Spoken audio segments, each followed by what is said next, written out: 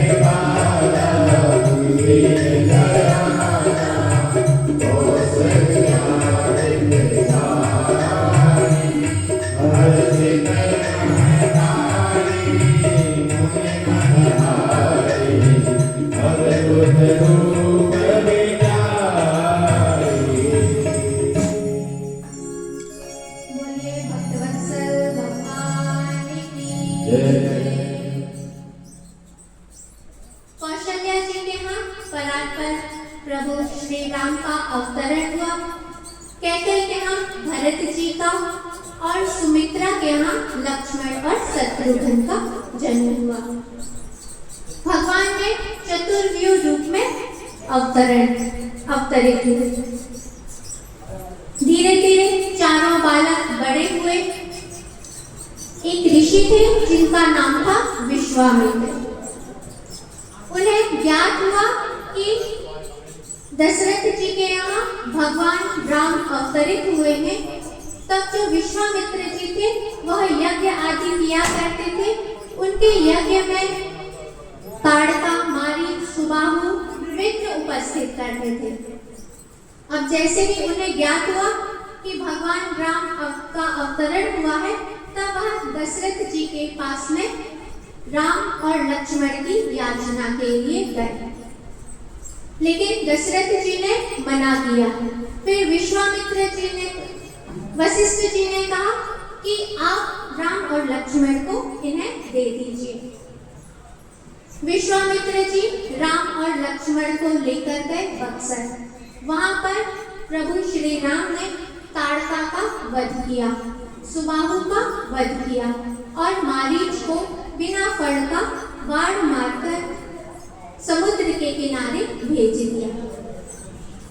और फिर पहुंचे जनक और फिर गौतम नारी अहिल्या का उद्धार किया। फिर भगवान श्री राम लक्ष्मण जी विश्वामित्र जी के साथ जनकपुर में पहुंचे। वहां पर जनक नंदिनी सीता का स्वयंवर हो रहा था। वहां पर प्रातः जब प्रभु श्री राम अपने गुरु के लिए पुष्पों का चयन करने गए, तब उस पुष्प वाटिका में परात्पर प्रभु श्री राम का और जनक नंदिनी सीता जी का दिव्य मिलन हुआ। फिर वन्य जनों ने जनक का प्रण बतलाया कि जो इस शिव धनुष को तोड़ेगा वही जनक नंदिनी सीता से विवाह करेगा। बड़े बड़े राजा आए, लेकिन कोई भी उस शिव धनुष को नहीं उठा पाया। जनक जी ने कहा कि यह जो पृथ्वी है यह वीर विहीन हो गई है। जैसे ही जनक जी ने कहा, तब लक्ष्मण जी ने उनका प्रतिकार किया और फिर विश्वामित्र जी के कहने पर विश्वामित्र जी ने कहा कि राम, अब आप जनक जी का परिताप दूर कीजिए। तब भगवान श्री राम ने धनुष का भंजन किया। जनक नंदिनी सीता ने भगवान के गले में वरमाला डाला। जनकपुर से दूत गए अवध में। दशरथ जी बारात लेकर आए और राम, लक्ष्मण, भरत, शत्रुघ्न चारों भाइयों का विवाह हुआ। बारात लौटकर अवध में आई। दशरथ जी ने भगवान राम को राजा बनाना चाहा। तब देवताओं ने मंथरा की बुद्धि को विकृत किया। फिर मंथरा ने कैकेयी की बुद्धि को विकृत किया कि यदि राम राजा बन जाएंगे तो भगवान राम का जन्म का जो प्रयोजन है वह पूर्ण नहीं होगा। फिर कैकेयी ने दशरथ जी से 2 वर मांगे, भरत जी को राज्य और राम जी को 14 वर्ष का वनवास। भगवान राम, लक्ष्मण और सीता वन को गए। गंगा पार करके चित्रकूट में निवास किया और यहाँ पर अवध में दशरथ जी की मृत्यु हुई। भरत और शत्रुघ्न ननिहाल में थे। उन्हें सूचना भेजी गई। भरत जी ने पिता का अग्नि संस्कार किया और फिर भगवान राम को मनाने के लिए चित्रकूट गए। वहां पर भगवान श्री राम और भरत जी की दिव्य वार्ता हुई। भगवान श्री राम ने अपनी चरण पादुकाएं भरत जी को प्रदान की और भरत जी ने उन्हीं प्रभु के चरण पादुकाओं को सिंहासन पर रखकर राज्य किया। भगवान ने वहां से ऋषियों को प्रसन्न करने के लिए दंडकारण्य की यात्रा की। वहां पर एक राक्षसी आई जिसका नाम था सुपर्णा। उसने जैसे ही भगवान राम और लक्ष्मण के सौंदर्य को देखा तब वह मोहित हो गई और उसने भगवान श्री राम के सामने विवाह का प्रस्ताव रखा। तब प्रभु श्री राम ने लक्ष्मण जी के द्वारा उसके नाक कान को कटवा दिया। फिर वह पहुंची खरदूषण के पास में। भगवान श्री राम ने खरदूषण का वध किया। फिर वह शूर्पणखा पहुंची रावण के पास में। रावण ने मारीच को कनक मृग बनाया और सीता जी ने उस कनक मृग की याचना की प्रभु श्री राम से। तब भगवान ने उस मृग के वध के लिए उसके पीछे भागे। तब वह जो कनक मृग था वह मृग मरते समय लक्ष्मण जी को पुकारने लगा। सीता जी को जैसे ही शब्द सुनाई पड़े तब सीता जी ने कटु वचन का उपयोग किया। तब लक्ष्मण जी भगवान राम की सहायता के लिए गए और रावण यति के वेश में आया और जनक नंदिनी सीता का अपहरण कर लिया। जटायु जी ने प्रतिकार किया। तब रावण ने जटायु के पंखों को काट दिया और सीता जी को लेकर अशोक वाटिका में रख दिया। जैसे ही भगवान राम और लक्ष्मण लौटकर आए तब देखा कि यह जो कुटिया है यह सीता से विहीन है। अब प्रभु श्री राम और लक्ष्मण जी सीता जी की खोज करने लगे। वहां खोजते खोजते जटायु जी के पास में पहुंचे। जटायु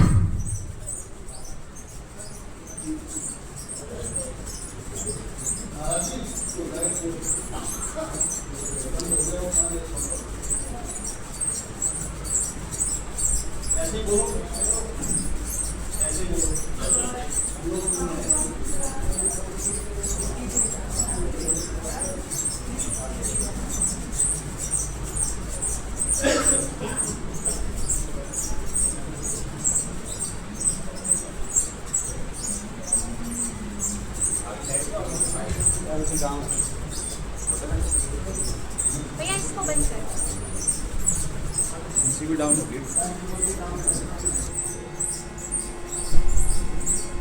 जटायु जी से ज्ञात हुआ भगवान श्री राम को कि रावण ने सीता जी का अपहरण कर लिया और फिर जटायु की मृत्यु हुई। भगवान ने उनका अंतिम संस्कार किया और फिर शबरी के आश्रम में पहुंचे। शबरी जी को नवदा भक्ति का उपदेश दिया और फिर भगवान पहुंचे ऋषिमुख पर्वत पर। वहां पर उनकी मित्रता सुग्रीव के साथ में हुई। फिर भगवान श्री राम ने बाली का वध किया और वानरों की सेना को भेजा सीता के अन्वेषण के लिए। हनुमंत लाल जी 7 योजन पार करके समुद्र को पार करके पहुंचे लंका में और वहां पर प्रभु श्री राम का संदेश दिया। माता सीता को लंका का दहन किया और लौटकर प्रभु श्री राम के पास में आए और सूचना दी। भगवान ने नल नील के माध्यम से समुद्र में सेतु का निर्माण किया और लंका पहुंचकर रावण आदि सभी दुष्टों का वध किया। विभीषण जी को राज्य सौंपा और लौटकर अवध में आए। वहां पर राम जी का राज्याभिषेक हुआ और प्रभु श्री राम ने 13,000 वर्षों तक अखंड अग्निहोत्र करते हुए राज्य पर शासन किया और फिर संपूर्ण अवधवासियों के साथ साकेत धाम की यात्रा की। जो इस पावन चरित्र का श्रवण करता है वह समस्त कर्मों से छूटकर प्रभु श्री राम के साकेत धाम की यात्रा करता है।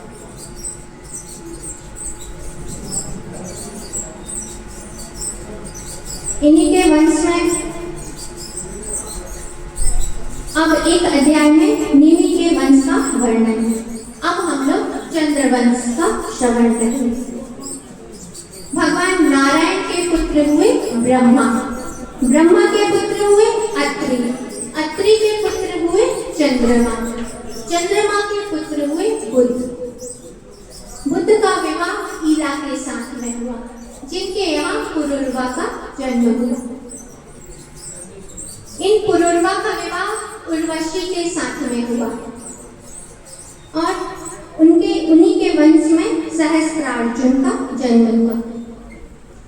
जो सहस्त्रार्जुन थे उन्होंने दत्तात्रेय जी को प्रसन्न किया, जिससे उनकी 10,000 भुजाएं हो गई और उन्हें यह वरदान भी दिया कि आपको कोई युद्ध में कभी भी परास्त नहीं कर पाएगा।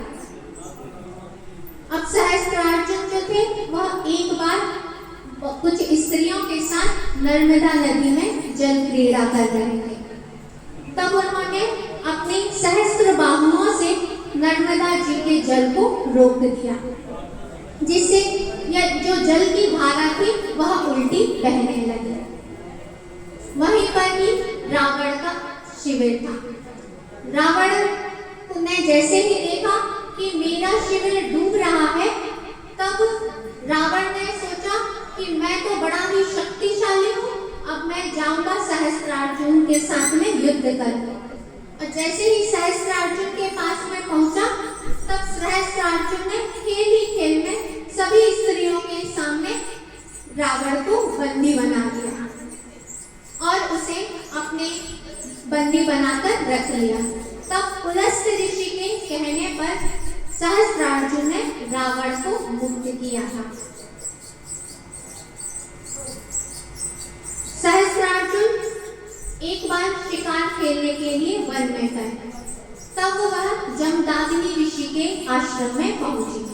जमदाग्नि ऋषि के आश्रम में कामधेनु गौ थी।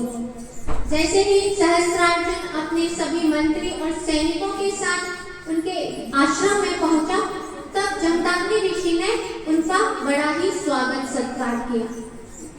तब सहस्त्रार्जुन ने देखा कि जमदाग्नि जी का जो ऐश्वर्य है यह तो मुझसे भी ज्यादा है।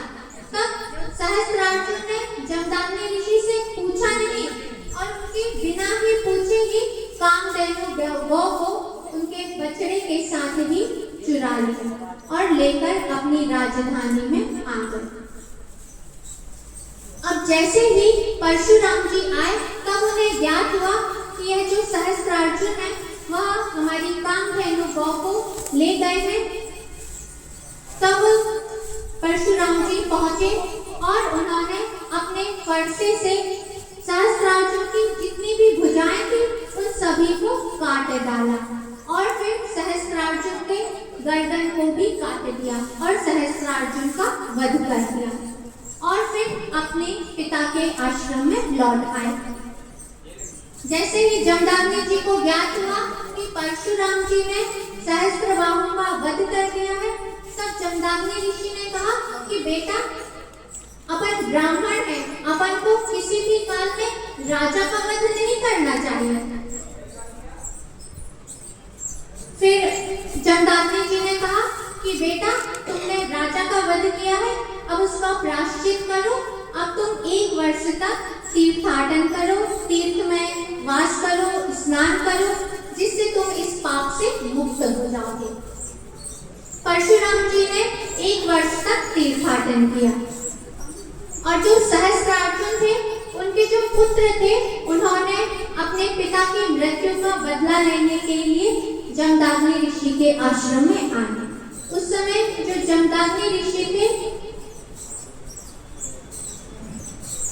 वह तप कर रहे थे और उन्होंने वह तप कर रहे थे और जो सहस्त्रार्जुन था उसके जो पुत्र थे वह वहां पर आए। और एक घटना और घटित हुई थी कि जो परशुराम जी थे, जब वह तीर्थाटन करने के लिए गए थे, जब वहां से लौट कर आए तो जो उनकी माता थी रेणुका, वह एक बार जल लेने के लिए नदी में गई। जल लेकर लौट रही में उन्हें थोड़ा विलंब हो गया। क्योंकि गंधर्वराज कुछ स्त्रियों के साथ जल क्रीड़ा कर रहे थे। तब जो रेणुका जी थी वह उस घटना को देखने लगी। तब उन्हें जल लाने में थोड़ा विलंब हो गया। जमदग्नि जी को ज्ञात हुआ, तब उन्होंने अपने पुत्रों से कहा कि अपनी माता का वध कर दो, लेकिन किसी ने भी उनकी आज्ञा का पालन नहीं किया। फिर परशुराम जी वहां पर आए। तब जमदग्नि जी ने कहा कि तुम अपनी माता का और अपने भाइयों का वध कर दो। तब परशुराम जी ने अपनी माता का और अपने भाइयों का वध कर दिया, जिससे जमदग्नि जी प्रसन्न हुए और उन्होंने कहा कि बेटा वर मांगो। तब परशुराम जी ने कहा कि पिताजी, मेरी माता और मेरे जो भाई हैं वह पहले के ही समान जीवित हो जाएं और उन्हें यह इस घटना का ज्ञान ना रहे कि मैंने इनका वध किया था। जैसे कि परशुराम जी ने ऐसा वचन कहा और जैसे कि कोई सोकर जाग जाता है, वैसे ही जो रेणुका जी थी और उनके पुत्र थे वह सब जाग गए और उन्हें कुछ भी घटना मालूम नहीं हुई। अब जो सहस्त्रार्जुन के पुत्र थे उन्होंने बदला लेने के लिए जमदग्नि ऋषि के आश्रम में आए। उस समय जमदग्नि ऋषि तप कर रहे थे, भगवान के चिंतन में लीन थे, उनकी आंखें बंद थी। तब उन्हें संसार का कोई भी ज्ञान नहीं था और जो सहस्त्रार्जुन के पुत्र थे वह आए और उन्होंने जमदग्नि ऋषि के गले को काट दिया। रेणुका जी ने बहुत मना किया, लेकिन जो सहस्त्रार्जुन के पुत्र थे वह नहीं माने और फिर रेणुका जी रुदन करने लगे। अपनी छाती और सिर को पीट पीट कर अपने पुत्र परशुराम को पुकारने लगे, हे राम, हे परशुराम, ऐसे पुकारने लगे। और जैसे ही परशुराम जी आए, उन्होंने देखा कि मेरे पिता की मृत्यु हो गई है।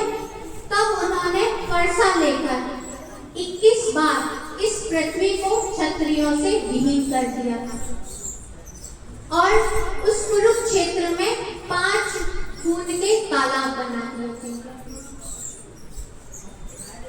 और सभी जितने भी क्षत्रिय थे उनका वध किया था, जिसके कारण आज भी कहा जाता है कि जो कुरुक्षेत्र की भूमि है, वहां की जो मिट्टी है वह आज भी लाल लाल ही दिखलाई देती है। और फिर जो जमदग्नि जी थे वह अपने अप्रकट रूप से इस संसार में पुनः जीवित हो गए और सप्त ऋषियों में से 7वें ऋषि बनकर आज भी आकाश में विद्यमान है। और परशुराम जी भी मंदराचल पर्वत पर चले गए और आज भी वहां पर तप कर रहे हैं।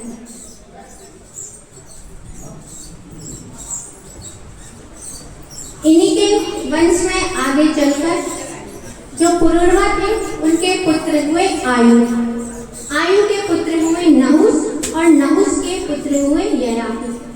ययाति का विवाह शुक्राचार्य की पुत्री देवयानी के साथ में हुआ और शर्मिष्ठा के साथ में हुआ और शर्मिष्ठा के पुत्र हुए पुरु।